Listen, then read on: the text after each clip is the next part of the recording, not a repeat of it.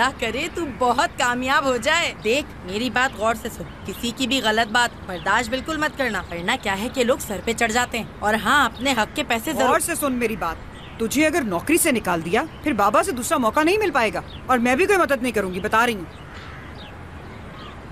आप क्या चाहती हैं ये बताएं। मैं क्या चाहूंगी भला?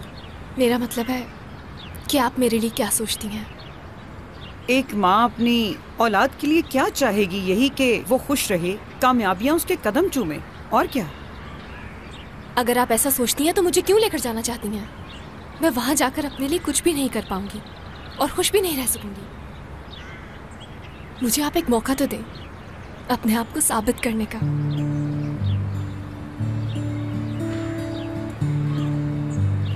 एक दिन आपको मुझ पर फख्र होगा और आप ये खुद कहेंगी कि हम गलत थे हयात। इधर आ।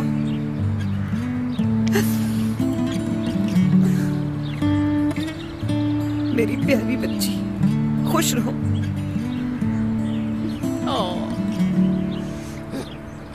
चलें बस बस, मेरा मेकअप खराब हो जाएगा।